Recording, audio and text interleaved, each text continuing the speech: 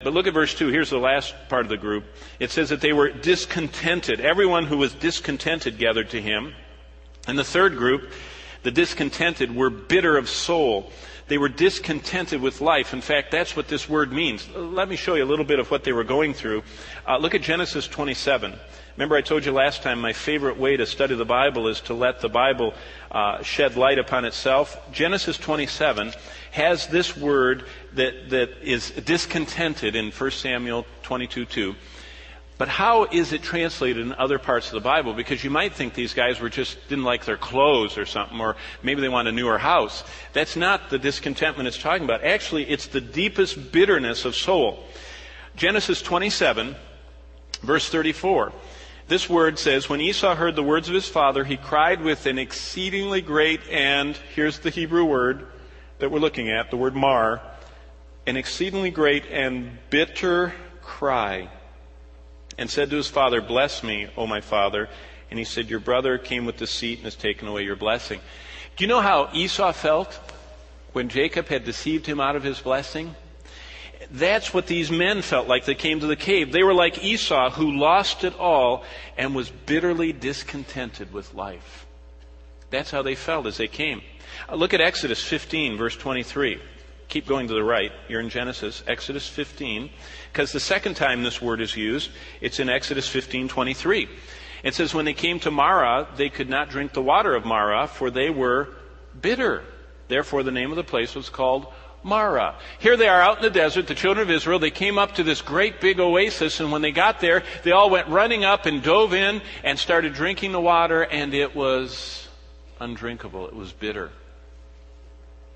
Think of this, like the poisoned waters of Marah turned to bitter disappointment, the thirsty Israelites.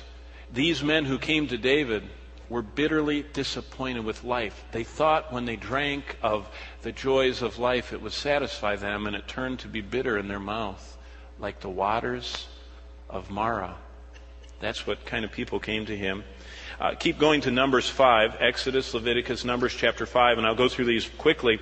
The priest will stand the woman before the Lord and uncover the woman's head, and I'm in verse 18 of Numbers 5, and put an offering for remembering in her hands, which is a grain offering, and the priest will have in his hand and here's the same word, the bitter water that brings a curse.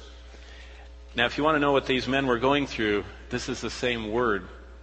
The word for bitter water that brings a curse, like the water of the curse for infidelity that sprang from the bitterly suspicious and jealous husband of an unfaithful wife. In Israel, if you suspected your wife of infidelity, you brought her to the priest, and the priest put this dirt and some other stuff in water and made her drink it, and God would supernaturally judge her if she had been hiding infidelity.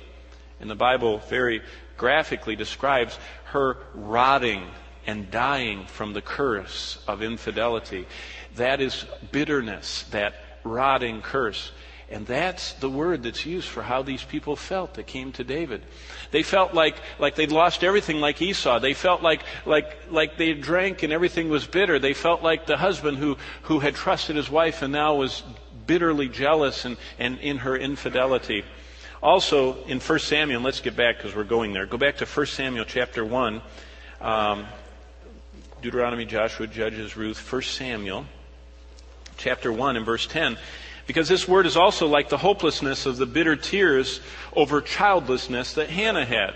It's the same word. It says in verse 10 of 1 Samuel 1, she was in bitterness of soul and prayed to the Lord and wept in anguish. So again, this bitterness is like Hannah had, that she said, Lord, I've done everything and served you and been faithful, and why won't you bless me? And that's the same feeling that some of these men had.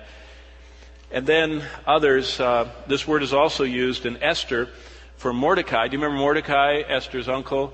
When he had been condemned to die by wicked Haman, he tore his clothes, he put on sackcloth, he went out in the midst of the city, it says in Esther 4:1, and he cried out with a loud and bitter cry. This is the same sound as someone who is awaiting death, and they feel like there's nothing left.